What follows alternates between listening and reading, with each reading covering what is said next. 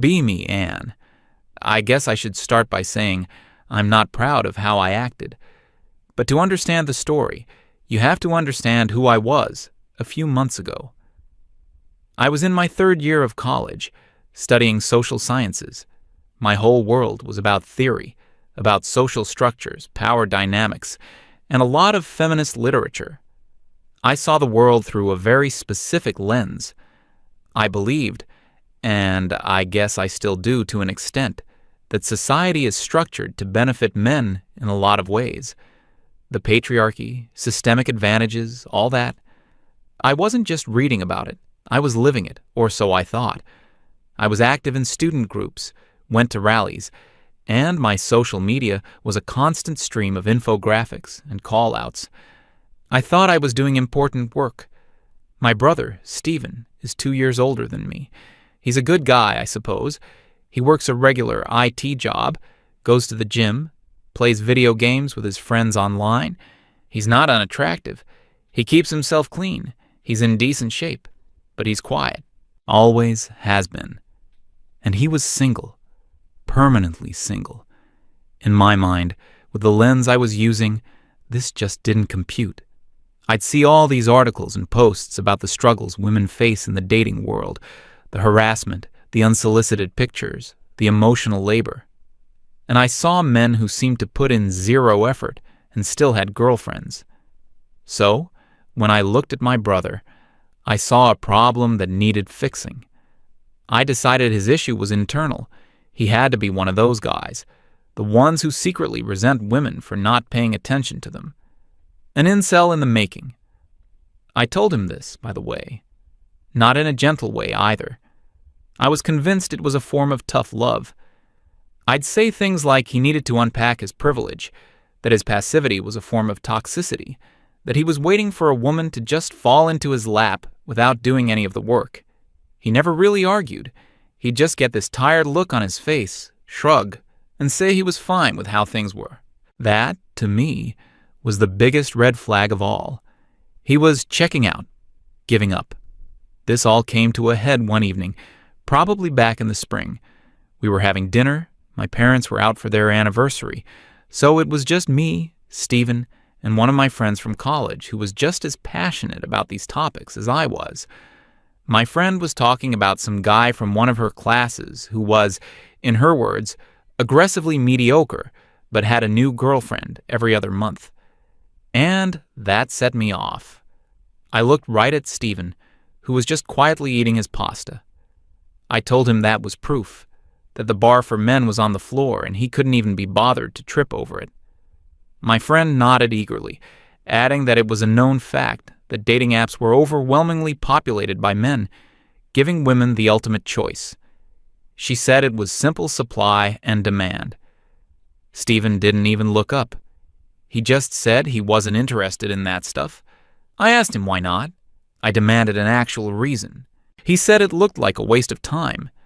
He told me he'd rather spend his evening at the gym or playing a game with his buddies than swiping on faces and sending messages into the void. The void. That word really got to me. I accused him of being defeatist. I told him it was only a void because he wasn't trying hard enough. I said his attitude was the problem. He finally looked at me and said that I had no idea what I was talking about. For him, that was the equivalent of a massive outburst. He's not a confrontational person. That's when I had the idea. An experiment. A way to prove, once and for all, that I was right and he was just making excuses. I proposed a bet. I told him he would create a Tinder profile, right then and there. And I would manage it. I would pick his pictures. I would write his bio. I would even advise him on who to swipe on. He had 2 weeks. If, in those 2 weeks, he got a date, just one single date, he had to admit I was right and take me and my friend out to a really nice steakhouse we'd been wanting to try. If he failed, if he got 0 dates in 2 weeks, I would drop the subject completely. For 6 months. No more incel talk, no more lectures, no more advice. He looked at me for a long moment. I could see the appeal of 6 months of silence in his eyes. It was a powerful motivator. He sighed, a deep, long-suffering sigh, and said, "Fine." My friend cheered. I felt this surge of righteous victory. I was going to fix my brother and get a free steak dinner out of it. It was a win-win. We started immediately after dinner. I grabbed his phone and made him sit next to me on the couch. First, the pictures. I went through his camera roll. It was a disaster. A few awkward selfies with bad lighting. Group photos where he was in the background. A picture of him holding a ridiculously large fish he caught with our dad 2 years ago. I physically cringed. I told him this was Exhibit A for why he was single. I explained that his photos needed to show his personality, but in an accessible, non-threatening way. They needed to be high quality. They needed to show him smiling. He said he hated smiling for photos. I told him to get over it. We spent the next hour conducting a full-blown photo shoot. I made him change his shirt twice. We went into the backyard for the golden hour lighting. I had him pose with our dog. I told him that was a classic move, shows you're nurturing. I made him stand against a brick wall trying to get an urban, casual shot. He was so stiff and uncomfortable through the whole thing. He kept saying he felt ridiculous. I told him this was the work. This was the effort he'd been avoiding. In the end, we had 5 usable photos. A clear, smiling headshot. Him with the dog, looking happy. A full-body shot of him in a nice shirt, not looking directly at the camera. A picture of him on a hike we took last summer. I told him it shows he's active. One of the casual brick wall photos. I was pretty proud of them. He looked like a normal, approachable guy. Next was the bio. This was my masterpiece. I deleted his initial attempt, which was something like IT guy. I like hiking and video games. Not sure what I'm looking for. I told him that was the most boring bio in human history. It had 0 personality. I spent 20 minutes crafting the perfect text. It was a work of art from my perspective. It was witty, but not arrogant. It mentioned his job, but in a self-deprecating way. It listed his hobbies, but framed them as passions. I included a line about being a proud feminist ally. I thought that was a brilliant touch. It would signal to all the smart, progressive women that he was a safe, good guy. I also added a question at the end to encourage messages. Something like, tell me the most controversial opinion you have that's not about politics. I read it aloud to him. He just stared at me blankly and said, I would never say any of that. I told him that was the point. He was being sold as a product, and this was good marketing copy. The real him could come out later, on the date that he was definitely going to get. He didn't argue. He just let me post it. The profile was live. Phase 1 of the experiment was complete. Now came the swiping. I sat with him for a while, instructing him. My rules were simple. No swiping right on profiles that were just a blurry group photo or a sunset. No swiping on bios that were just an Instagram handle. He had to look for women who seemed to have a personality, who had written something thoughtful. I was trying to rig the game in his favor, to aim for quality over quantity. He did it for about half an hour, then said he was bored and went to play his computer game. I checked his phone a couple of times over the next few days. He was swiping, maybe a little bit each evening. He wasn't putting in the hours I would have, but he was participating, and nothing happened. By day 4, he had 0 matches, not 1. I was starting to get nervous. I told him he needed to be less picky. I said maybe he should use a super like. He just shrugged and said he was swiping on people he found interesting. On day 5, he got his first match. I was ecstatic. I ran into his room to tell him the news. He opened the app.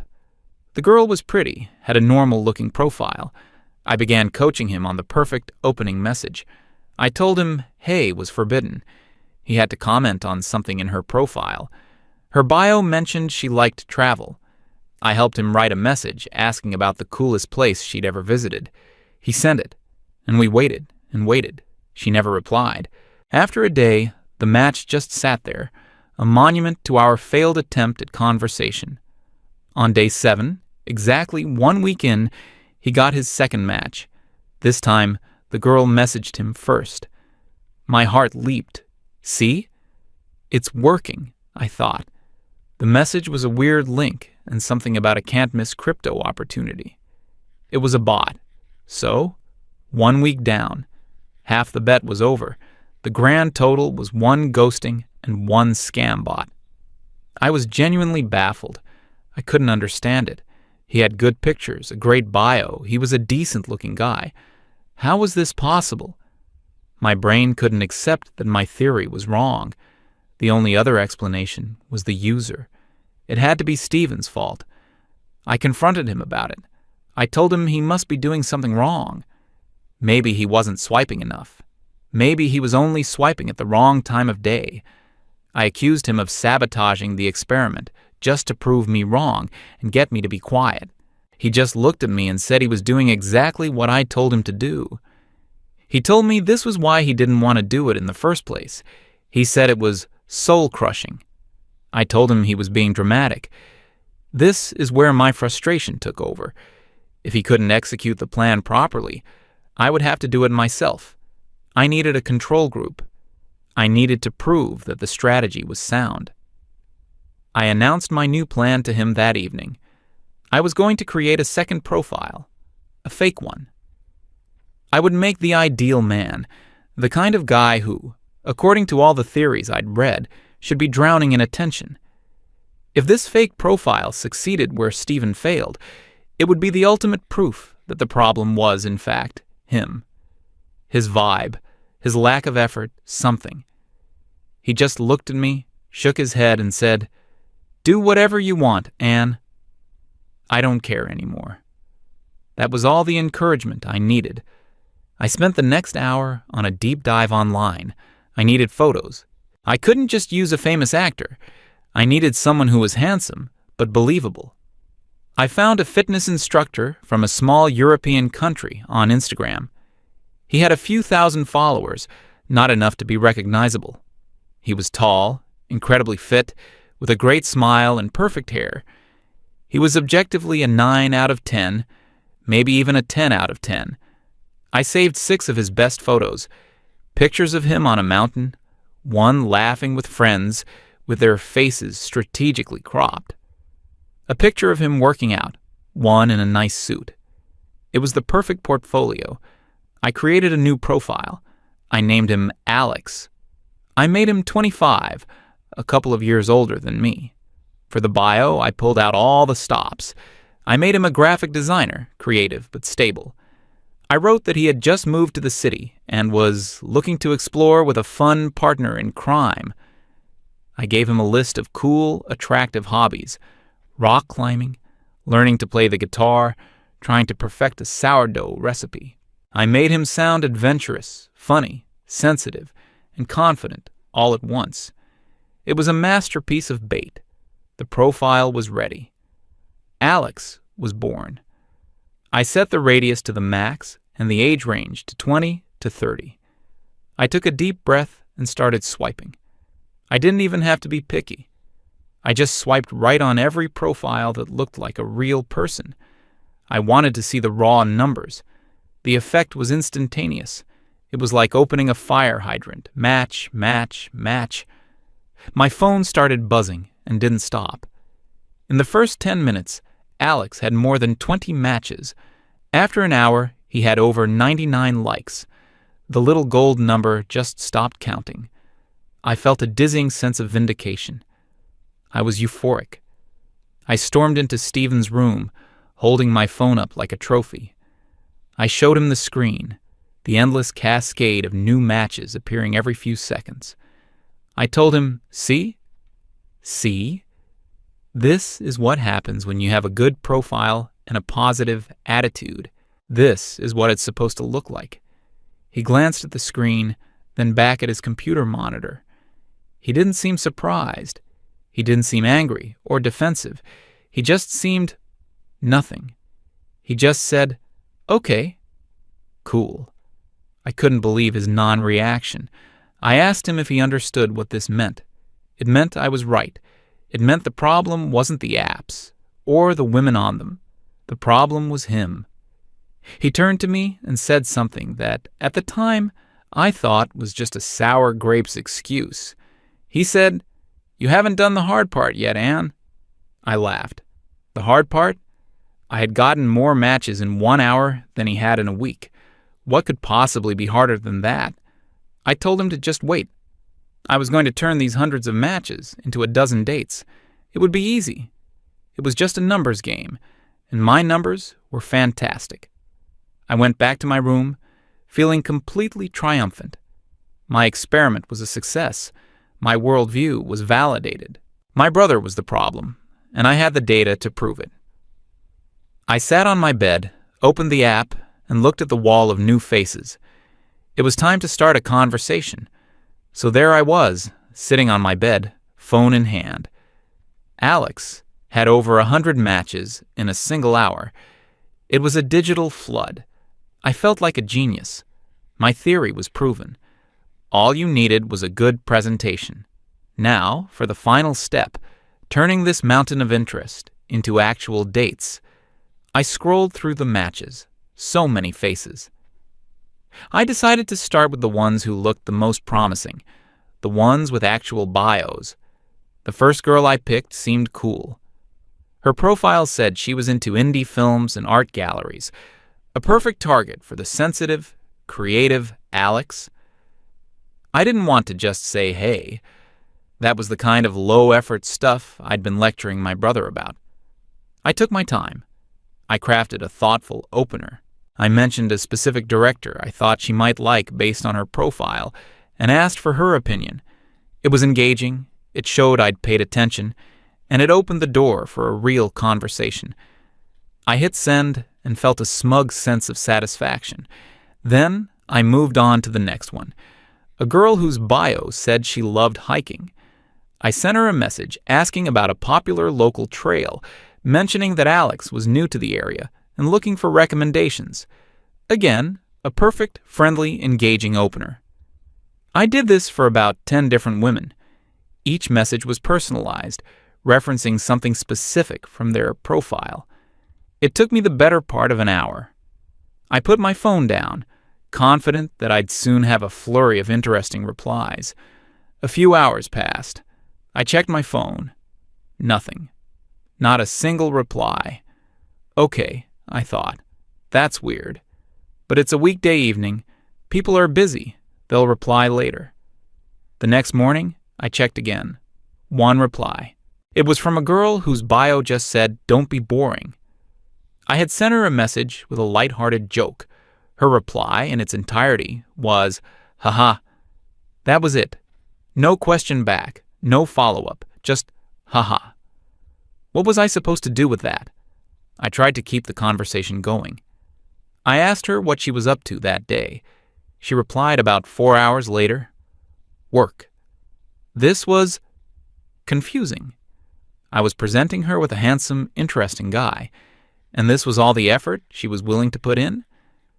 Meanwhile, none of the other 9 women I'd messaged had replied at all. I decided I just needed a bigger sample size. I spent my lunch break that day messaging another 20 matches.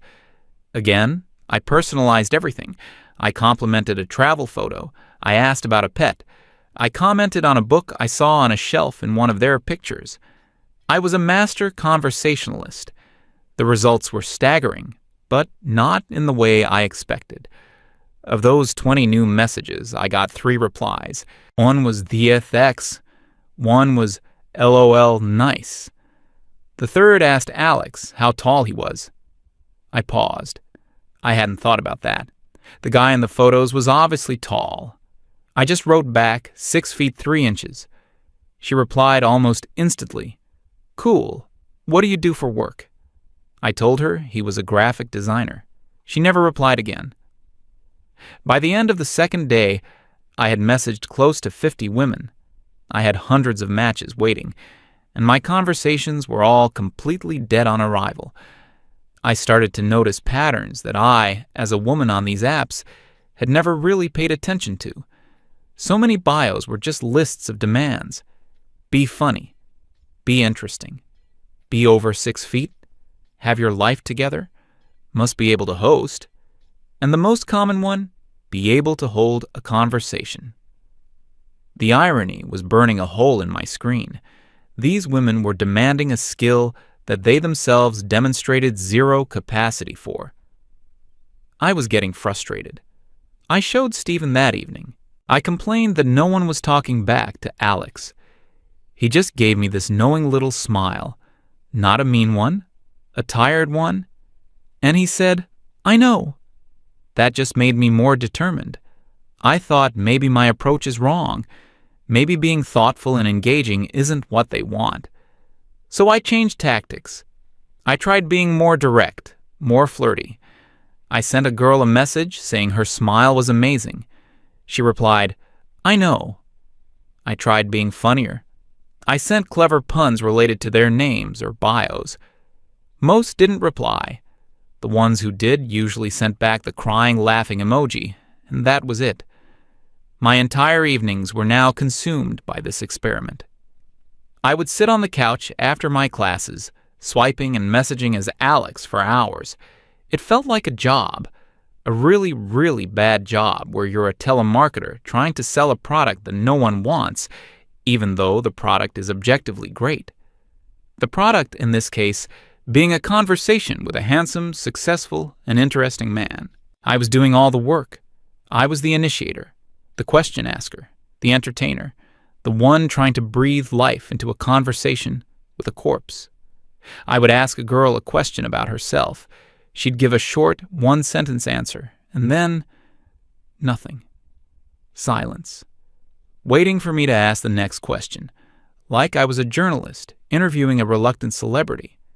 I never got asked questions back. No one seemed curious about Alex at all.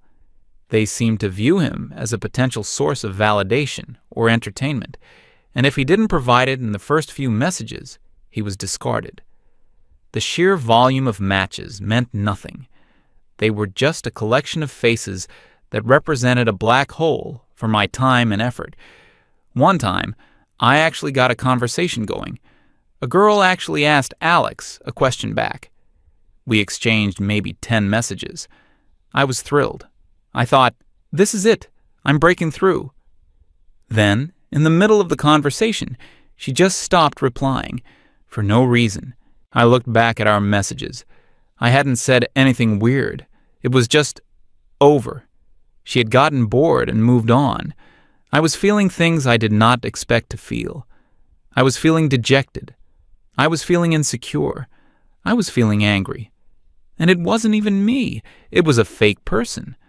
But the constant rejection, the constant feeling of being ignored and dismissed, it was getting to me. I finally understood what Stephen meant when he called it soul-crushing. He wasn't being dramatic. It really was. You put yourself out there, you make an effort, and 99% of the time you are met with absolute, profound indifference. I remembered my conversations with my friends. We'd sit around and show each other our own apps, laughing at the terrible opening lines from guys, screenshotting the awkward messages. We'd complain that men didn't put in enough effort, and now I saw why. Why would you spend 20 minutes crafting a beautiful, personalized message when the most likely outcome is either no reply or a LOL? After a while, you'd be beaten down into just sending hey to everyone, because the return on investment for effort was practically zero.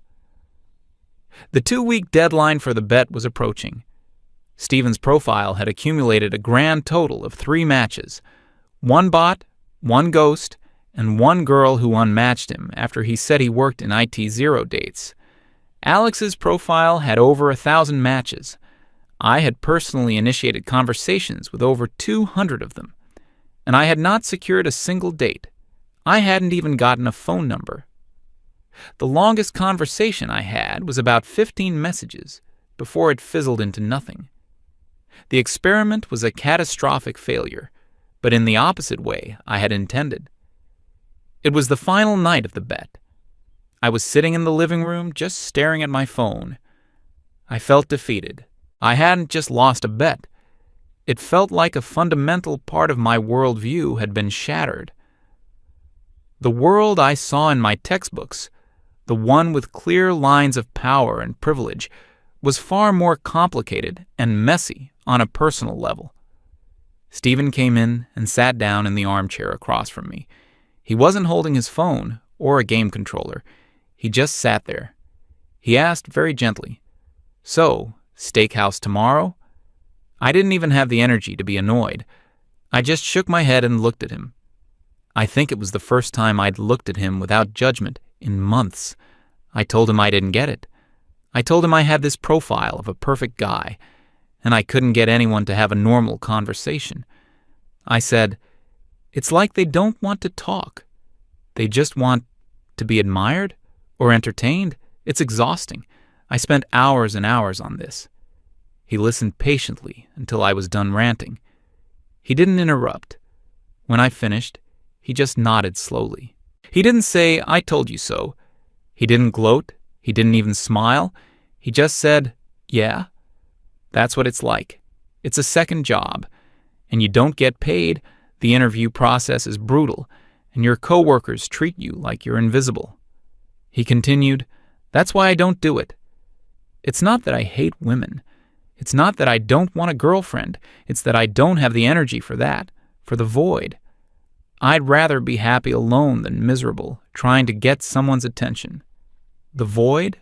That word again? But now I understood it. I had stared into it for a week.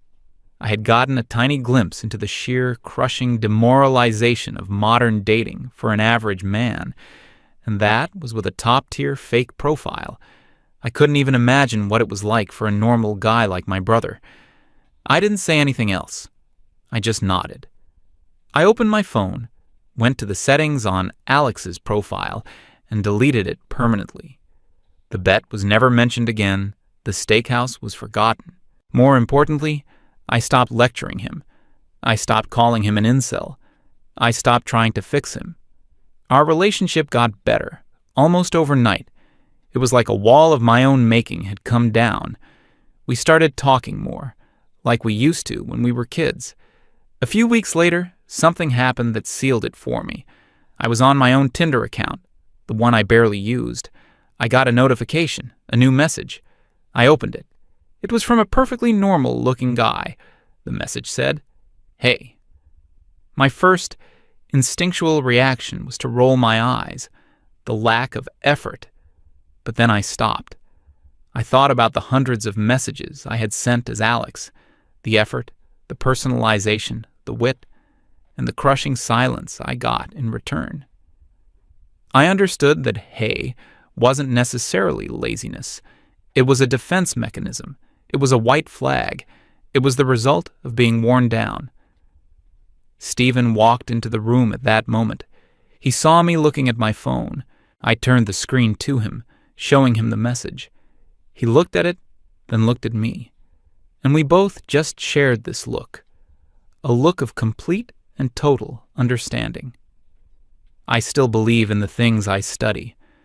I still think there are big systemic issues in society. But I also learned that day that sometimes the map is not the territory. Theories are clean, but real life is messy. And my brother isn't an incel. He's just a guy who decided his time and his sanity were worth more than playing a game he could never win. I was so wrong about him. And I'm glad I was stupid enough to make that bet, because I finally got to understand my own brother. Me, 38, HR manager at manufacturing company in Michigan. Salary $120,000, benefits, corner office with a window. Master's degree in organizational psychology, thesis on toxic masculinity in blue-collar environments. Been at this company for 3 years, working my way up. Company makes industrial equipment, pumps and valves, been around since 1950s. About 400 employees total, 300 on factory floor, 100 in offices. Factory is 90% male, typical manufacturing demographics. Welders, machinists, assembly workers, forklift drivers. Office is more balanced, maybe 60% male, 40% female. When I started, culture was exactly what I expected. Old school, traditional, guys telling jokes, sports talk everywhere. The kind of place where men call each other buddy and chief. Where handshakes matter and you're expected to drink beer at company events. It's exhausting, it's dated, it's problematic on every level. Spend first year doing the basics, updating handbook, harassment training. The usual pushback, we've always done it this way. Nobody's ever complained before, and can't even joke anymore. Standard resistance from men who don't want to examine their behavior. Year 2 is when I start getting more ambitious. Company hired new CEO, woman named Patricia, 50s, from corporate world. She wants to modernize the culture and attract younger talent. Music to my ears, finally someone who gets it. Pitch her on comprehensive culture transformation initiative. Patricia, we have a deep-rooted problem with masculinity norms here. The factory floor especially, it's a breeding ground for toxic behavior. Show her anonymous survey results I collected. Questions designed to expose the problems I know are there. Do you feel pressure to act tough at work? 78% yes. Have you ever felt unable to express emotions?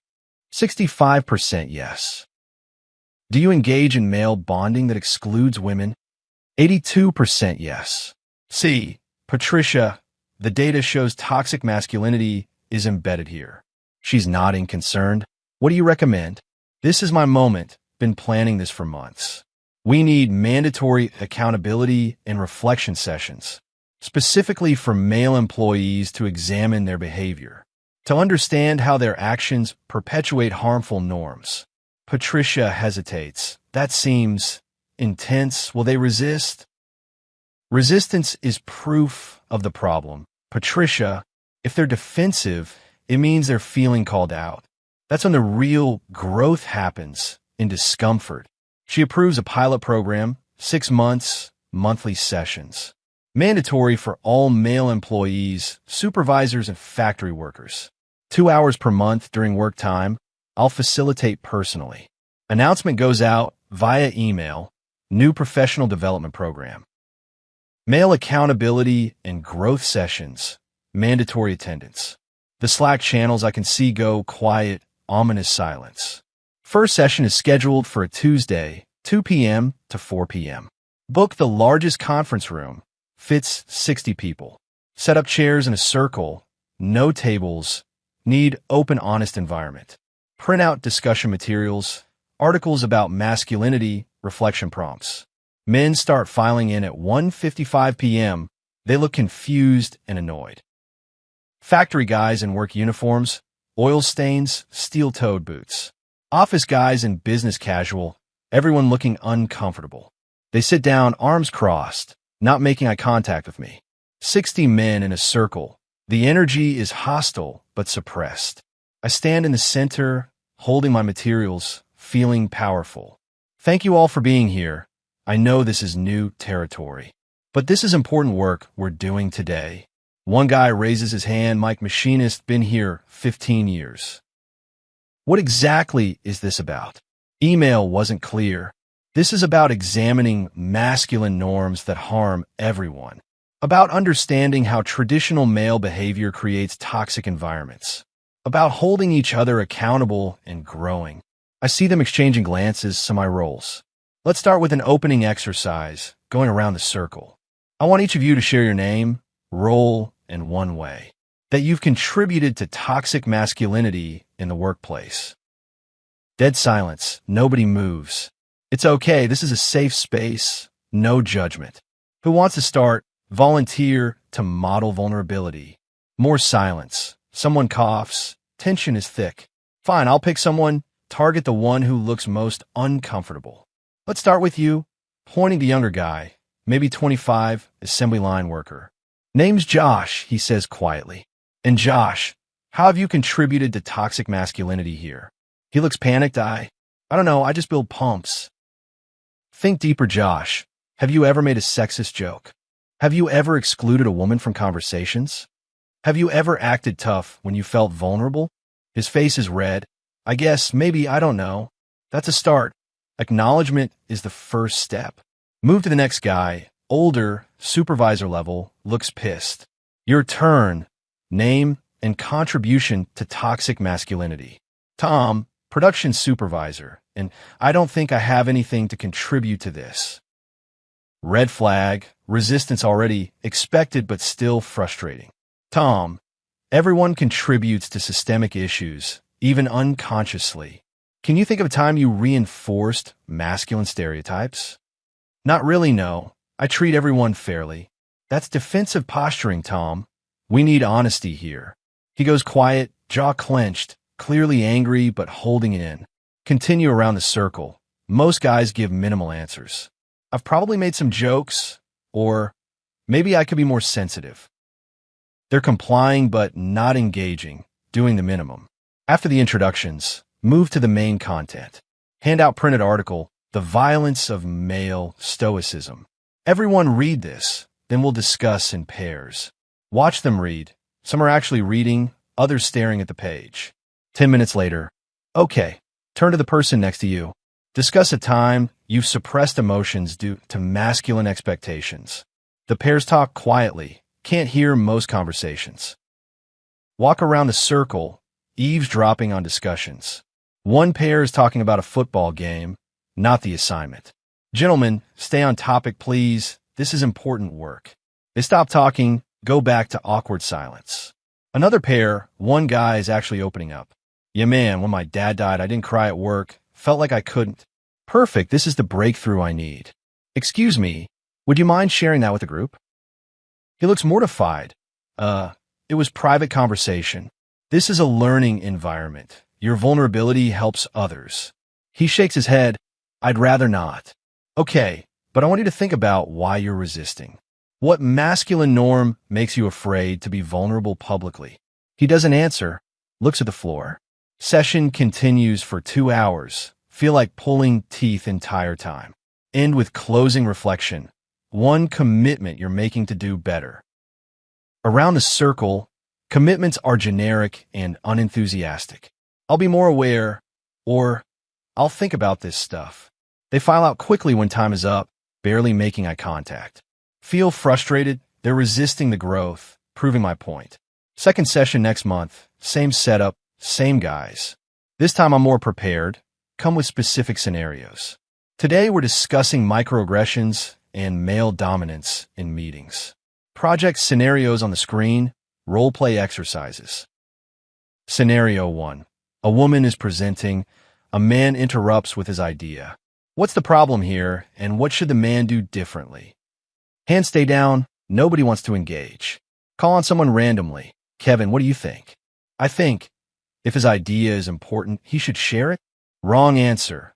Kevin, interrupting is a dominance behavior. It signals that his voice matters more than hers.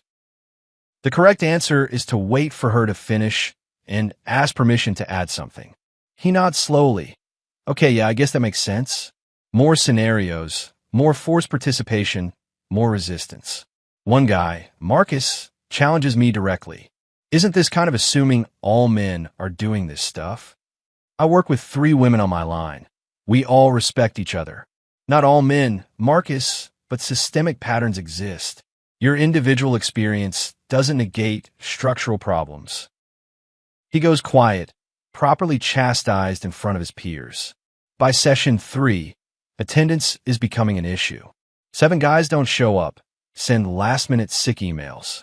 I follow up with their managers. This is mandatory. They need to attend. Reschedule makeup session for the 7. They show up looking resentful. Session 4. Introduce the accountability partner system. You're each getting an accountability partner from this group. Someone to check in with monthly about your growth. To call you out when you slip into toxic patterns. Assign partners randomly. Watch them exchange uncomfortable looks. You'll meet for 30 minutes monthly one-on-one. Discuss your progress, challenges, and commitments. One of the older guys, Bill, raises his hand. Can I ask what the point of all this is? The point is personal growth and cultural transformation. The point is dismantling harmful masculine norms. Bill continues, but like we're here to build pumps. We're not therapists or social workers. We're machinists. This just feels like a lot of time away from actual work. There it is, the resistance I've been waiting to address. Bill, if you think building pumps is more important than being a good person, then you're part of the problem we're trying to solve. He goes red, shuts up, doesn't challenge me again. Sessions continue monthly. I'm documenting everything. Taking notes on who's engaging, who's resistant, who's problematic. Creating a spreadsheet of accountability grades for each participant. Plan to use this data for performance reviews and promotion decisions. Men who embrace the work will advance. Men who resist will stagnate.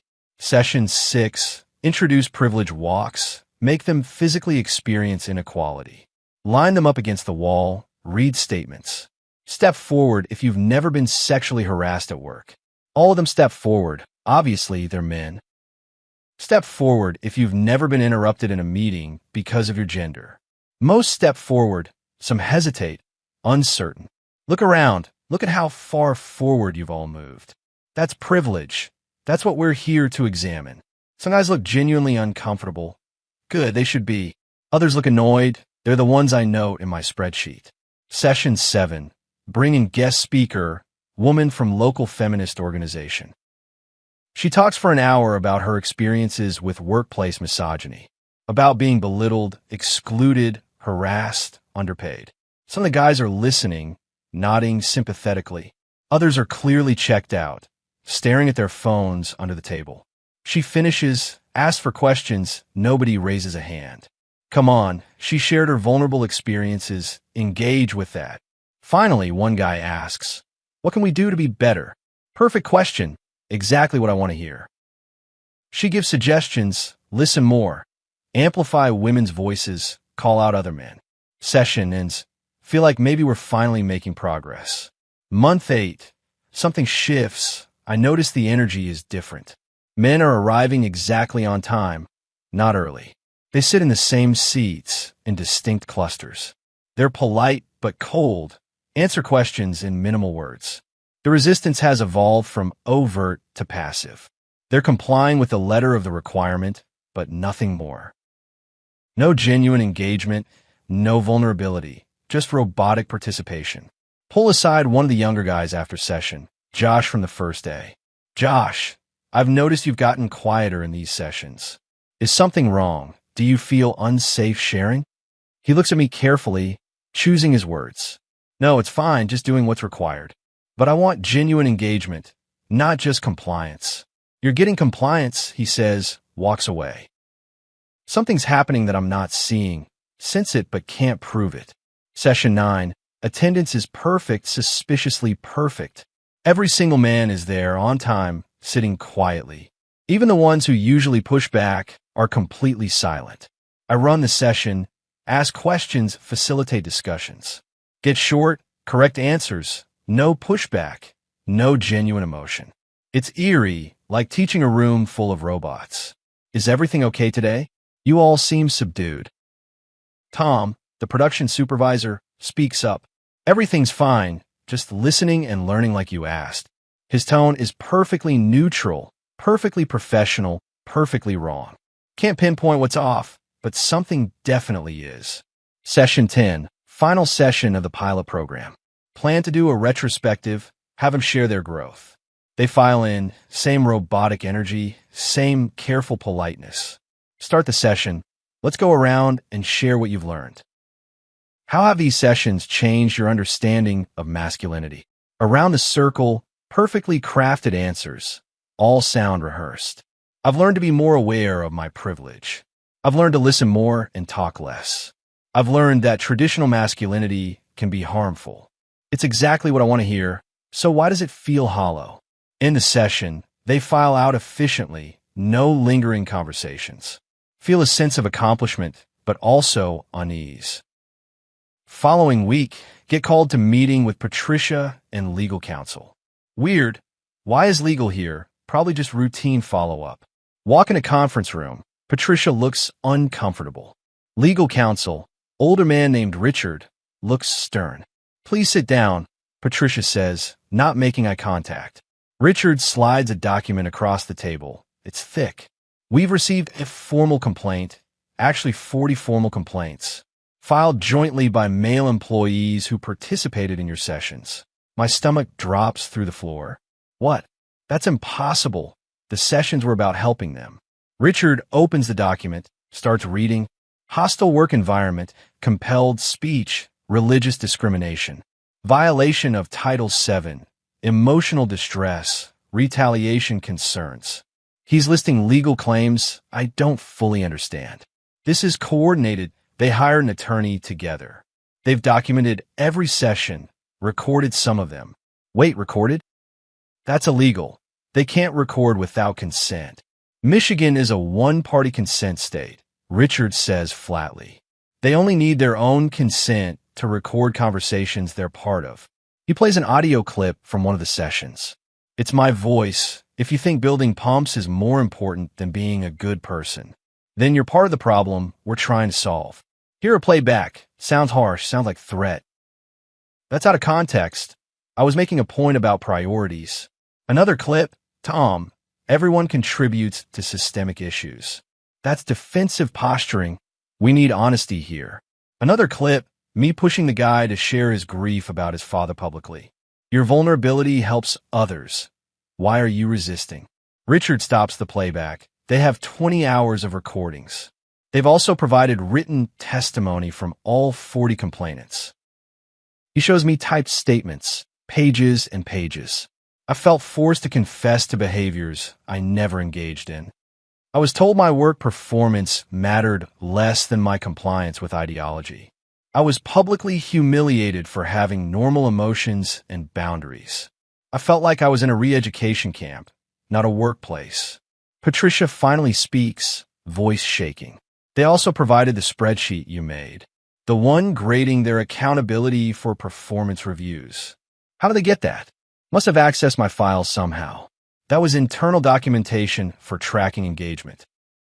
That was a list targeting employees for their beliefs and responses to compelled political speech in mandatory sessions.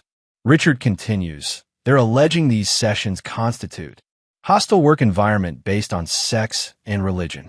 Several complainants stated the sessions conflicted with their religious beliefs about gender roles, family structure, and personal morality. I try to defend myself. These were professional development sessions about creating better workplace culture, reducing toxicity. Richard looks at me directly. You forced men to publicly confess to participating in toxic masculinity as a condition of employment. You graded them on their ideological compliance.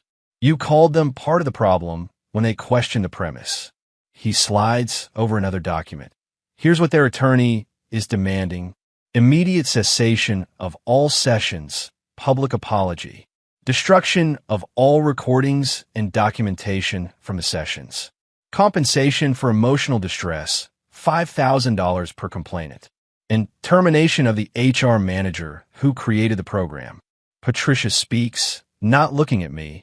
The company's taking the settlement. All of it. It's cheaper than fighting and losing in court. Feel like I'm in a nightmare. You're firing me? For trying to help. You created a discriminatory program, Richard says. You compelled speech. You retaliated against dissent. You documented people's ideological compliance for employment decisions. This is textbook hostile work environment and viewpoint discrimination. Patricia adds, voice sad, I approve the program. That's on me. But you implemented it in a way that violated employment law. The company can't keep you. It's part of the settlement. Security is called. I'm escorted out same day. Box of belongings from my office. 3 years of work. Photos, books, coffee mug that says, nevertheless, she persisted. Walk through factory floor one last time. Men stop working to watch.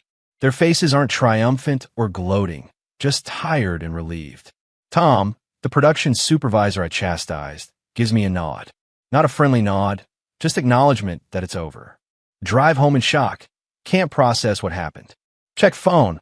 Already seeing emails from HR connections. Someone leaked it to industry groups. The story is spreading. HR manager fired after male employees filed joint complaint. 40 men claim accountability sessions were hostile work environment. Comments are vicious, even from people I thought were allies. This is why HR gets a bad reputation. You can't force people into struggle sessions at work. This person confused activism with management. Week later, official settlement is announced publicly. Company releases statement. We regret the implementation of a program that made employees feel targeted based on gender and beliefs. We have terminated the employee responsible and are reviewing all policies. My name is in the statement. I'm the employee responsible. Start applying for jobs, anything in HR, talent management, culture roles. Every application goes into a black hole, no responses. Former colleagues stop returning my calls and emails. One finally responds, honestly, nobody will touch you. You're the person who did struggle sessions with factory workers. You're a liability. You're radioactive in the field. Month 2, completely out of savings, mom offers her couch. Moved back to childhood home at 38, boxes of my professional life in storage. Keep applying for lower-level roles. HR coordinator, HR assistant. Finally get an interview at a small company, 50 employees. HR generalist role, $45,000, less than half my previous salary. Interview goes okay until the background check question. I see you left your previous role in August. Why? I've rehearsed this. There was a disagreement about program implementation. I ran professional development sessions that some employees found objectionable. Interviewer looks at his notes. I read about that, the mandatory sessions. For men specifically, about toxic masculinity, correct? My face burns. Yes, the goal was to improve workplace culture. But the implementation was misunderstood. The implementation resulted in 40 complaints and your termination. He's not hostile, just factual, which makes it worse. How do I know you won't implement something similar here? Don't get the job, don't get any job in HR. Month 4, desperate, apply at retail, coffee shops, administrative roles. Get hired at a gym, front desk, $16 an hour, checking people in. It's humiliating. Master's degree on my wall at mom's house, while I scan membership cards and sell protein shakes. First day, manager is showing me the computer system. She's 25, perky. So what did you do before this? I was in HR, needed a change. Oh, cool. My boyfriend in HR. Where did you work? Panic. Can't tell her. Just a manufacturing company in the area. Nice. Well, this is pretty easy. Just scan cards and smile. Weeks pass. Routine is mind-numbing. Scan cards, answer phones, clean equipment, go home to mom's couch. Watch people come in for workouts, busy professionals, people with careers. Used to be one of them. Used to have purpose and authority. Now I'm the person they don't make eye contact with at the desk. 3 months in a gym job. One of the members comes in. It's Marcus, the guy who challenged me in session 3. He recognizes me. I can see it in his face. He walks up to the desk, scans his card. Hey, he says simply. Hey, I reply, not knowing what else to say. He goes to walk past, then stops, turns back. Look, I don't want this to be weird, but I want you to know it wasn't personal. I nod, don't trust myself to speak. We just wanted to do our jobs without being told we were bad people, without having to confess to stuff we didn't do, without feeling like we were being graded on our beliefs. He's not angry, just explaining, like I'm a person who might understand. We talked to each other after the sessions, realized we all felt the same, felt attacked for being men, felt like we couldn't say that. So we pooled money, hired a lawyer, documented everything. I finally speak. I was trying to make the workplace better. For who? He asks gently. Not for us. We told you it wasn't working. But you kept pushing, kept grading us, kept making us prove we agreed. He's right. Painfully right, but admitting it feels impossible. You know what the crazy thing is, he continues. Most of us support equality, support women in the workplace. We just didn't want to be in struggle sessions about our gender. Didn't want to be treated like we were guilty of something. He picks up his water bottle. Anyway, I hope you're doing okay. He walks toward the weight room. I'm left at the desk. Rest of the shift is a blur, his words echoing. For who? Not for us. We told you it wasn't working. Clock out, drive to mom's house, her couch, my phone. Look up the old company's website. See they're hiring for HR positions. New HR director, man in his 50s, military background. His bio talks about practical leadership development and respect-based culture. No mention of accountability sessions or privilege walks. Company doing well, recent news about expansion, new contracts. They moved on without me, moved on from my programs. And apparently doing better, the factory guys probably relieved. 6 months at the gym, existence is mechanical. Scan cards, smile at members, clean the equipment, repeat. Some of the regulars recognize me now, make small talk. None of them know my history, what I used to do, how I fell. Applied to maybe 100 jobs by now, all rejections or silence. Name is too known in HR circles, story too widespread. One recruiter tells me straight, give it 5 to 10 years. Let this blow over, maybe rebrand yourself somehow. 10 years feels like forever from here. Standing at the gym desk, watching people work out. Think about those sessions, those 40 men sitting in circles. Thought I was enlightening them, helping them grow. Really just forcing them to pretend to believe what I believed. Punishing them for not performing the right answers. They didn't become less sexist from my sessions. Just became better at hiding their real thoughts from people like me. The ones who did open up, like the guy whose dad died. I exploited that vulnerability, tried to make it a teaching moment.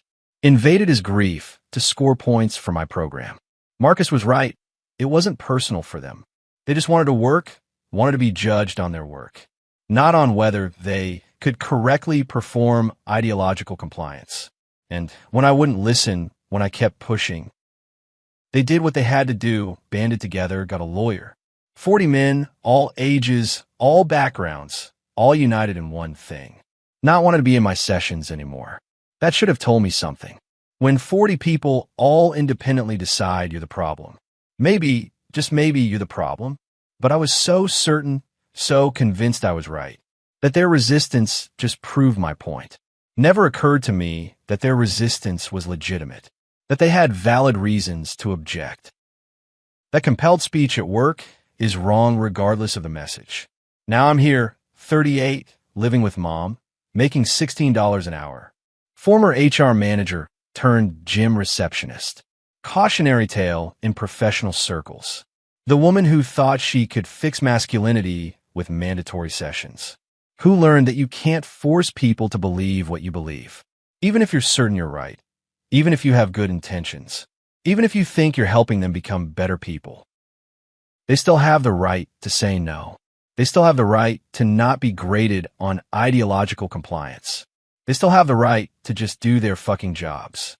And when you violate those rights, even with the best intentions, they have the right to band together and stop you, which is exactly what happened.